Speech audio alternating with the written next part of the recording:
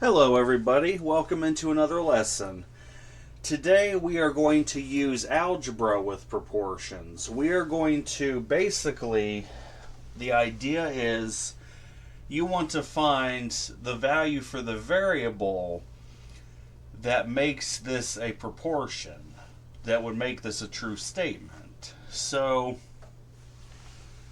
how you solve these proportions with variables, you're going to do what's called the cross product.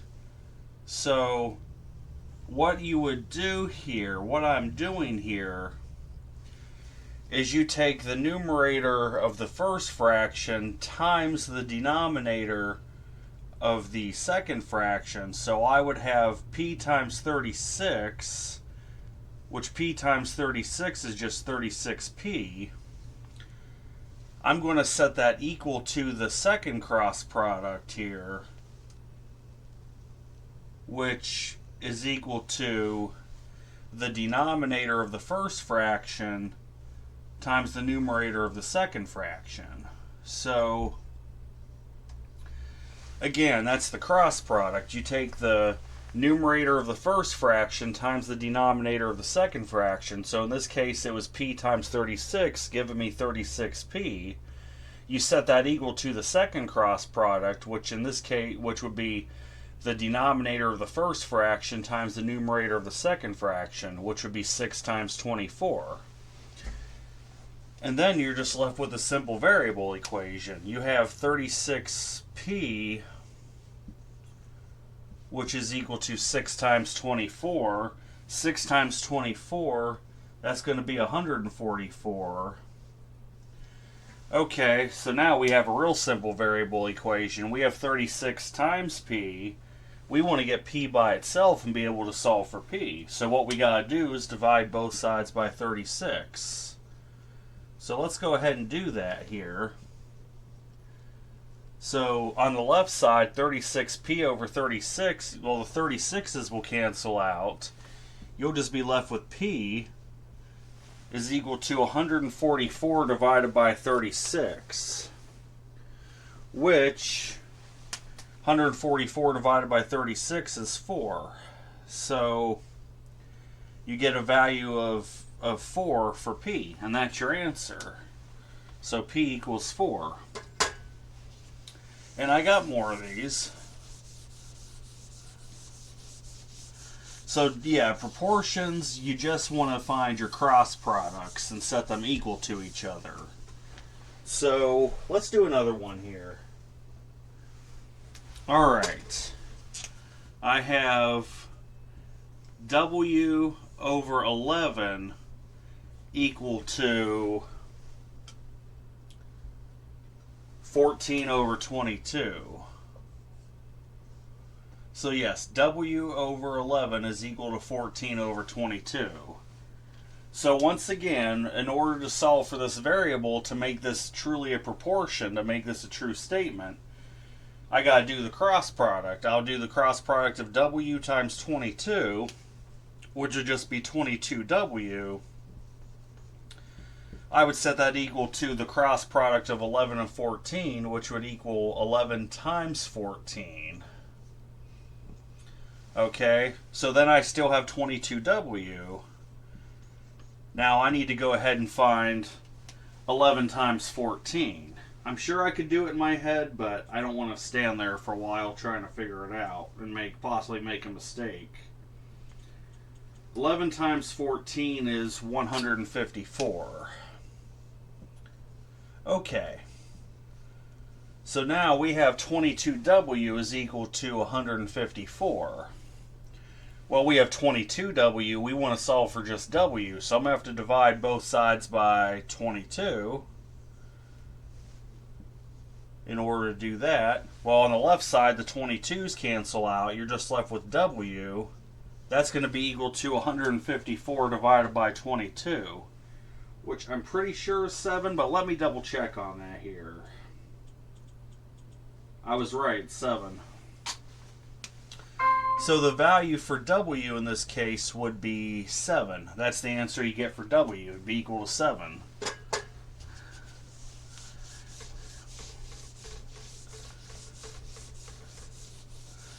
I don't want to make this a super long lesson, but I would like to do several more examples, though.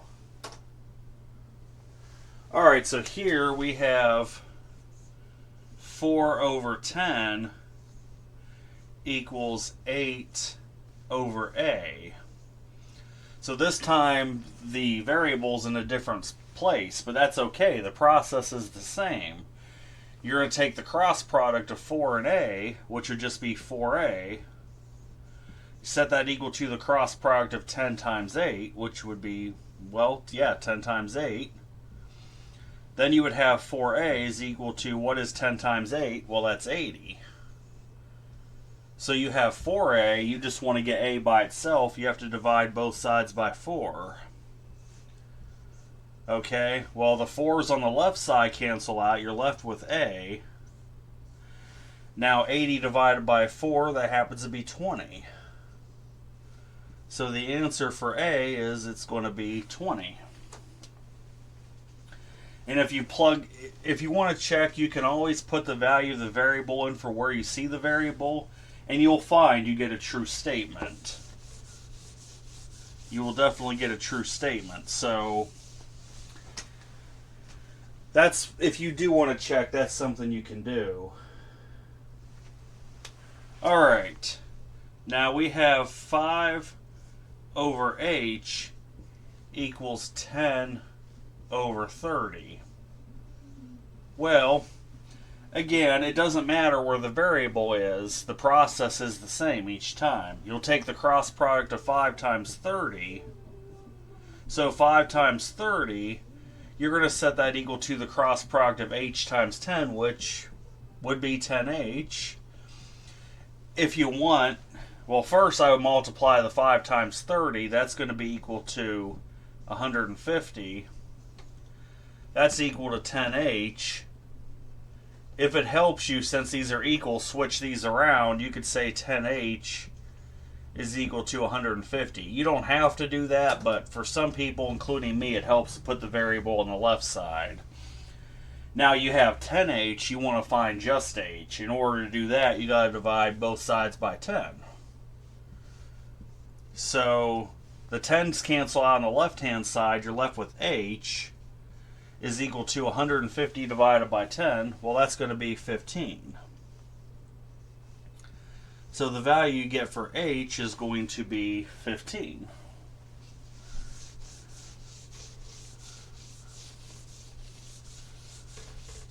All right.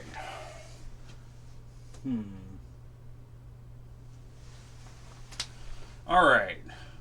We have 7 over 45 equals x over 9. Yes, 7 over 45 equals x over 9. Once again, it doesn't matter where the variable is, process is the same. Take the cross product of 7 times 9. So let's go ahead and do that here. 7 times 9. Set that equal to the cross product of 45 times x, which would just be 45x. Now, let's go ahead and do 7 times 9. We know that's 63. 45 is equal to 45x. Well, what I would do personally is I would switch these around here and put 45x on the left-hand side, set that equal to 63. Okay, well, what you got to do now, you have 45x, you want to find the value of just x, you got to divide both sides by 45. So let's go ahead and do that here, okay? 45's cancel on the left-hand side, you're just left with x, which is equal to 63 over 45. Well, 63 and 45, those definitely factor out. You have a common 9 between the 63 and 45. So 63 and 45, if you divide 63 by 9, you get 7. You divide 45 by 9, you get 5. So one answer you could have is 7/5. Another answer, if you want to write it as a mixed number, which is also permissible, 5 goes into 7 how many times? It goes in 1 time, then you have 2 left over, so you'll have 1 2/5. That's another permissible answer. A third permissible answer is they might want it as a decimal. Your teacher might like it as a decimal. 1 2/5, well, 2/5 as a decimal is 0.4, so you could also get 1.4 as your answer. So there are 3 ways you could write the same answer. You could get 7/5 for an improper fraction, you could get 1 2/5 for a mixed number, or 1.4 for a decimal. It really, honestly, it's either up to your teacher or what you prefer, but if your teacher wants a certain method, go with what they say. Because my goal here and my channel is to help you guys to understand stuff that maybe you don't have a chance to go over in class, but my goal is not to replace your teacher. What your teacher says comes first. So go with what they say first. But these are 3 forms of the same answer. So yes, for these proportions, you will get fractions, you will get decimals. It does happen. Okay. I'd like to do 3 more. Next 3 will be fun. We have a over 0.28. We're going to set that equal to 4 over 1.4. So we have a over 0.28 equal to 4 over 1.4. Again, take the cross product. You'll have a times 1.4, which is just 1.4a. You'll set that equal to the cross product of 0.28 times 4. Okay. Well, you still have 1.4a is equal to 0.28 times 4. Let's go ahead and find out what that is exactly. I want to say it's 1.12, but don't quote me. Oh, 1.12, yes. It is in fact equal to 1.12. Okay. So you have 1.4a, you need to find just a. In order to do that, you just divide both sides by 1.4. Okay, well on the left side the 1.4's cancel out, you're left with a. A is equal to 1.12 divided by 1.4, which I'm about to crunch in my calculator now. Alright, 1.12 divided by 1.4, that comes out to 0.8. So it comes out to exactly 0.8.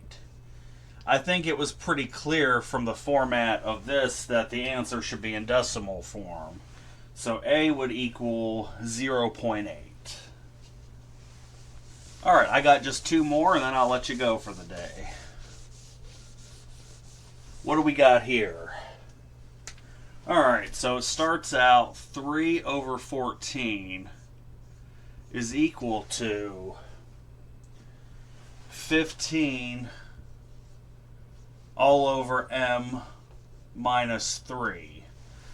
So this is a little bit different here. It's still a proportion nonetheless. You're going to do the same process, but we don't just have a variable by itself anymore. We have a variable minus 3. Well, you're going to take the cross product still. You'll do 3 times that whole quantity of m minus 3. So you do 3 times the whole quantity of m minus 3. You're going to set that equal to the cross product of 14 and 15. So 14 times 15. So on the left side, let's go ahead, remember the distributive property. So we'll take that 3, we'll multiply by m, you'll get 3m minus 3 times 3, which is 9. So you'll get 3m minus 9 is equal to 14 times 15.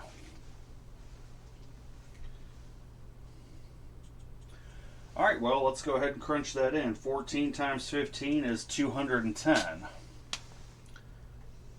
So what you now have is 3m minus 9 equals 210. You have a two-step variable equation now. Well, we want to get the 3m by itself. We have minus 9. We need to do plus 9. So you'll do 3m minus 9 plus 9. But what you do to one side, you got to do to the other. You'll set that equal to 210 plus 9. Okay, so on the left-hand side, minus 9 and plus 9, that goes to 0. You just have 3m by itself. And then on the right side, 210 plus 9 is 219. Okay, so now we have 3m equal to 219. Well, we want to find the value of just m. In order to do that, you got to divide both sides by 3. So let's go ahead and do that. On the left side, the 3's cancel out. You're left with m is equal to 219 divided by 3. I want to say that's 73, but don't quote me on that. 219 divided by... I was right, 73. Okay. M equals 73. Yep. So the value you get for m is 73. And if you put that into your original proportion, you would find you would get a true statement. So there's a solution to that. I got one more. I got just one more, and then we're done for the day. Alright, so we have 16 over x plus 5 is equal to 4 over 5. Okay, so yes, 16 over x plus 5 is equal to 4 over 5. First thing, take the cross product of 16 times 5. So we're going to go ahead and do that right now.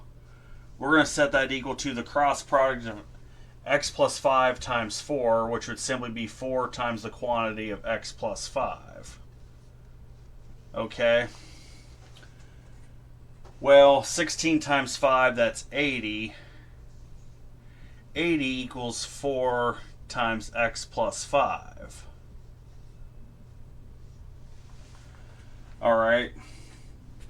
What I would do, go ahead, switch these around, put your variable on the left-hand side, so you'll have 4 times x plus 5, which is equal to 80. Now, once again, you have a distributive, so you have 4 times x, which would be 4x, plus you have 4 times 5, which is 20. So 4x plus 20 equals 80. You have another multi-step variable equation. So we want to get the 4x by itself. You have plus 20. That means you need to minus 20. But you got to do it to both sides. If you do it to one, you got to do it to the other side too.